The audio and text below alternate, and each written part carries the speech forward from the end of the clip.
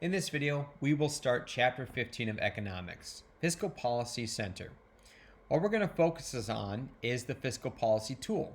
What is it, how does it work, and how can it be applied in different types of the business cycle in the government or in the economy? So let's first understand what is the fiscal policy. Fiscal policy is nothing more than the use of government spending and revenue collection to influence the economy. So depending on how the economy is doing, if it's expanding or slowing down for economic growth, it is simply a tool that the government uses to increase spending to try to get the economy growing, and maybe it will collect more revenue if the economy is growing too fast, or if it's growing too slow, then drop the revenue collection, which is known as taxes. The federal budget. Federal budget is one of the big pieces of fiscal policy. It is a budget designed to make sure that everything stays in operation, provide expansion, pay debts, and other things as well. It is a massive document that takes months to create and takes detail to make sure that everything is funded when it comes to all the government's revenues collected. So if you imagine it this way, you have your part-time job and you make your money per week. Imagine having to create a budget for an entire year based on what you're making per week. And this is maybe you're paying for your own car insurance, or maybe your phone bill, or whatever it might be for that end. But massive, imagine now that you have millions and billions of dollars to try to figure out where it needs to go. So a huge undertaking when it comes to the federal budget. We have something called the fiscal year. This is a common term that we use in business, especially, is the fiscal year is the amount of year of all of the budgeting process. So usually a business will be January through December, 12 months. Well, it doesn't work that way for the federal government. Their fiscal year is October 1st to September 30th. So they have to make sure they have enough funding that's going to last from October 1st to September 30th. Usually school's fiscal year ends the last day of June, and their new year begins on July 1st. That makes more sense because in the middle of school year, it wouldn't make to end the budget in December, even though you have a whole semester of school left. So that's what a fiscal year is. Now, there's a whole process that goes into this when it comes to budgeting, and I will walk you through this. When they start the process of trying to figure out everything that needs to be funded, every agency within the federal government sends a proposal. And this proposal is sent to the Office of Management and Budget. And that department's job is to create a document with everyone's budget, and they simply look at the numbers to see if the numbers are accurate and realistic. And then once they put this proposal together, they give it to the president. The president looks at it, makes sure he approves, and then he proposes it and submits it to Congress. From there, we see that then the budget, once it hits Congress, is then sent to committee or sent to the different houses. So the House receives a copy and the Senate receives the copy. From there, what takes place next is that this budget proposal, this massive document, is now sent to the budget committees. There's one in the House and there's one in the Senate. And their job is to go through this document, and then they also have additional subcommittees underneath this. But they're supposed to look at the estimates and the details. Like, is everything accurate? Does this really need to be funded? This does not have enough funding. We need to add this into there. Once their proposal is done, then it moves on to a House Appropriations Committee. Appropriation Committee are some of the most powerful committees in the federal government. The reason why is because they allow the funding to take place. So if you have a department and you need $500 million, as the department head, you would go before this Appropriations Committee and you would give your case of why you think your department needs to have this $500 million.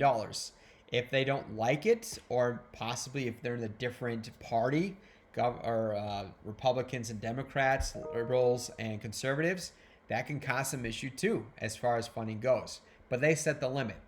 From there, it goes now. Appropriation bills return to the floor for a vote, House and Senate, and then there's a conference committee that meets between the House and Senate to look at a final proposal sent back to the House and Senate, and if it passes, then it goes to the president's desk. If the president is on board with the budget, he'll sign it. We're done. You got to sign it before the end of the year. If he doesn't like it, he can veto it, and then it has to go back in the process again to fix what's not being done. And this especially happens if you have a president who's in a different party than the House and the Senate, just because they necessarily don't get along with each other. If they cannot pass it by the last day of the fiscal year, which is September 30th, two things could happen. One, you have a government shutdown, or what would take place is, I guess there's three things. The second thing is that they could override the president's veto by getting 2/3 majority to be in favor of it. And then the third thing they could do is like an emergency fund known as stopgap funding. And usually that's designed to keep the government working for the next couple of months until they come up with a budget. Unfortunately, this funding is used multiple times more than probably what it should be, just because they can't come up with an agreement by then. If they still can't get it by the time the end of the stopgap funding happens, there is a government shutdown. And this is where federal workers, military, and others aren't paid because the government's not in operation, so they're not writing checks. Now, let's look at how to use fiscal policy for federal budget. There's appropriation bills, which we talked about, which is about the spending limits, and then there's the stopgap funding, which we also just talked about. Appropriation bills is the amount of money that would be spent for a specific department. Stopgap, again, is an emergency fund that is used if the president does not sign the budget into law by September 30th. Now, there's two ways to approach the budget for expansion. This is where the economy is slowing down, is not doing very well, heading to a recession or depression or whatever it might be. Increase spending or cut taxes. This is what we've seen in this current time with this pandemic when this video is being filmed, is that the economy has slowed down dramatically. GDP has slowed down, and many other expansionary plans have stopped. The unemployment rate has skyrocketed. So fiscal policy says increase spending or provide more tax cuts. And we've seen a lot of that taking place. So the whole idea, to get the economy going, increase spending or tax cuts, or sometimes both. The other one is contractionary policy. This is where the economy is doing very well, but growing to a point where it's too fast, where inflation might become a problem. Inflation simply means that prices are being increased when there's not a lot of increase in value behind it. So in order to slow the economy down, which is not always a bad thing, this means they decrease spending limits or higher taxes, providing less money that's available in the economy to be spent and earned. Now, the difficulties of fiscal policy: changing the spending levels. No department wants to ever cut, or they usually, what happens is if they have a set budget for the year, they will purposely spend all of that money, even if they come to the last final days. And if they have $1 million, they will spend that money, because if they don't spend it and then they go to the appropriations committee the following year, the appropriations committee is going to ask, well, you asked for $500 million last year and you only spent $499 million. Well, that's going to be your new budget. So that's why it's very hard to cut with using fiscal policy. And then predicting the future. Again, when this video is being filmed, we're in a pandemic with COVID-19. Nobody predicted that.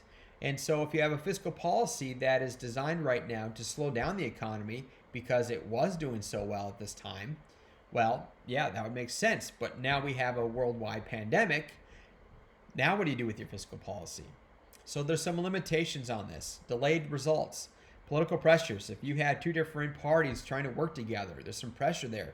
Well, what about my constituents that I want to make sure I have funding for? And then just trying to coordinate the fiscal policy as well. So that is the end of chapter 16 or chapter 15, section 1, dealing with fiscal policy.